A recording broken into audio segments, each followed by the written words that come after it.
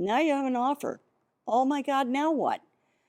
It's not time for celebration yet. There's a lot more things that have to happen. Remember those transaction partners that I talked about? Well, this is the realtor that's going to vet your potential buyer, and they're going to handle all the contract paperwork. And for that, whatever the sale is going to happen, they're going to handle all of that timeline. Okay. The realtor and the title company are going to keep you abreast of all of your closing deadlines and timelines. There's a lot of those in the mix, so they are going to keep you up to date on that information. And if you specify the mortgage company is going to keep the buyer on track for what they need to do, like get all their financials in, get their tax returns in, answer any questions they have, verify their down payment, all of those things that mortgage company is tracking for you, and then getting closing documents to the title company on time. So that keeps everything going and closing within that 90-day window. So now it's time for you to close and get your profit. You've been notified that the closing documents are ready by the mortgage company because your title company has informed you of that. And they'll tell you when and where the buyer is going to sign. So you will sign where you want to. You can either go to closing or not.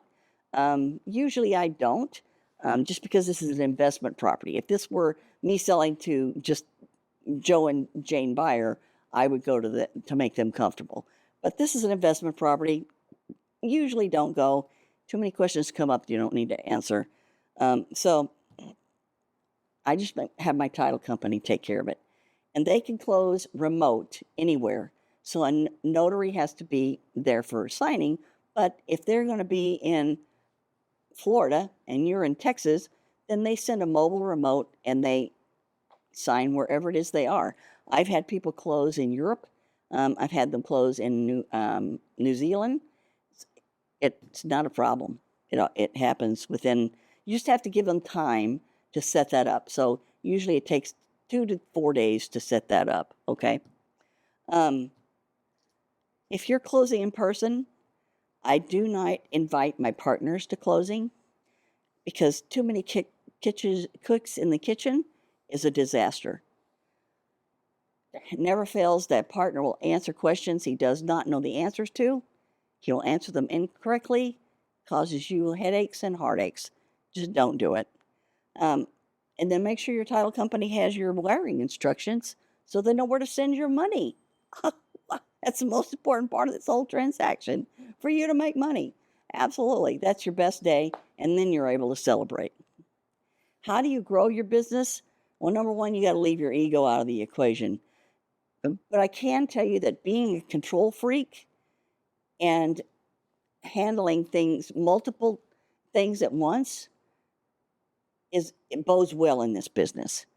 Once you have your system humming along, you can relinquish some of your tasks to other team members that you've trained to do it the way you do it. So now you can increase the number of houses you can do at once.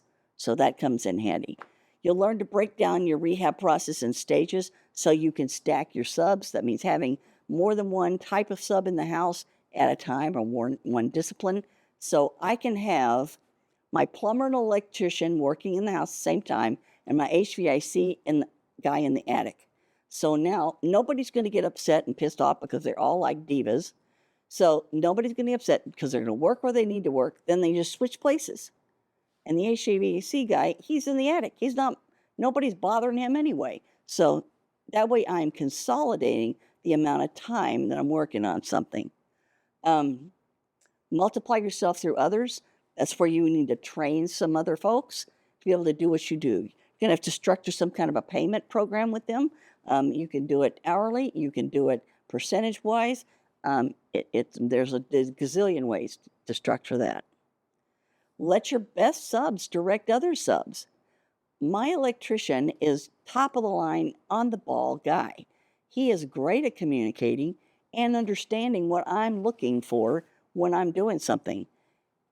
My electrician, his name happens to be Doug. And Doug is able to direct the plumber when he needs him to be doing something over here, and I can't make it there that day. Doug can tell them because he's listened to what I want, and he can communicate that to the other guy. So now I can work on other houses if I have to. And if I can't make it there every day, one of my main subs is there, and we've already had a conversation.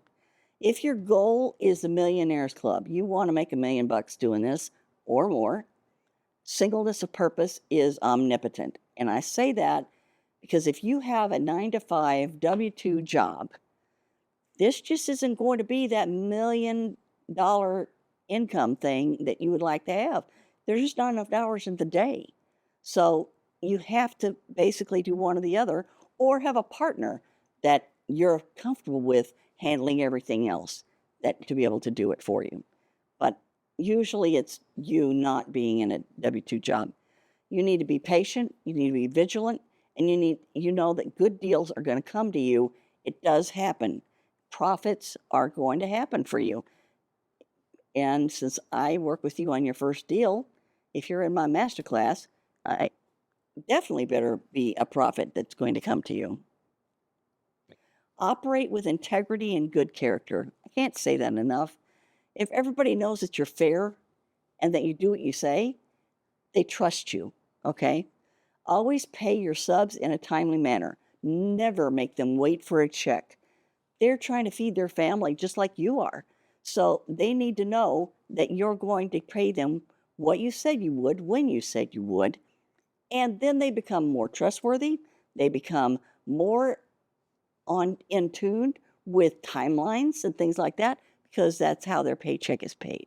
So you don't want to be a one-trick pony. They're going to work for you over and over if they know they can rely on you. This is a business that's very difficult. I can't tell you that enough. This is not a solopreneur type thing. So I really think a partner is best for you to work with, and then your realtor is your third partner. So I think I said three. Family member, a best friend, they're good partners. 3 partners are the best. That's what I just said. One of you handles asset acquisition, one handles renovation and pricing and construction project management, and the other handles sales and marketing. Well, your realtor is your sales and marketing, okay? If you're doing multiple deals, that trusted realtor gets paid that fee instead of a percentage of the profit on anything. Get all of your builder accounts set up early with your suppliers and everybody else, okay? Home Depot and Lowe's call it a pro account. Floor and Decor, it's a pro account. They have a pro desk, so same thing in those other places. Nebraska Furniture Mart, it's a builder's account. They're called different things, but it doesn't matter. You're looking for that account because it's going to give you a discount when you buy from them. Most importantly, you need to communicate. You need to become a very good communicator. Communicate. That's includes your partners, your investors, your subcontractors, your realtor, your title company, everybody, your buyer, all of them. Because if you communicate, then it's transparency. Everybody likes transparency. They know what's behind the glass. They understand what's going on. They don't have a lot of, oh my gosh, what the hell? It's just better to conduct your business like that. And everyone in your sphere needs to know you're in the flipping business, because they're going to give you and feed you deals.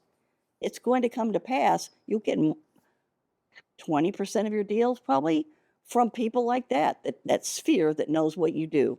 Put it on your truck, put it on the house if you have to, whatever. But I always make sure everyone knows what I do. You don't need to be a secret agent. This is not one of those that there's a lot of people think flippers, oh, you're terrible, you're a flipper. So what? I'm making a lot more money than you are. I'm glad I'm a flipper. Stay hands-on. No one will treat your business like you do. No one shares your same vision for success and wealth. No one does. You are the one that drives the ship, okay? Use your spidey sense. I have it. Everybody has it. I don't JV with partners that I have that, I'm not quite sure, or whether or not I keep a seller on title. It's very rare for me to do that now. But sometimes when you start, you got to do what you got to do. But if that person has a problem going on, it's unfortunately then becomes your problem. So they either have a tough situation going on, they're in a divorce, they're in a lawsuit, they have an addiction. That's a huge one. You just use your spidey sense. If those guys are the ones that are bringing the deal to you, or it's a deal that you're involved in, just don't do it. Don't bootstrap your flip. That means you try to do it with as little money as possible, because as soon as you do that, if your renovation looks cheap, your buyers don't want to pay list price, and you won't get their house marketed in a timely manner. So everything is screwed as far as your profits and your timelines.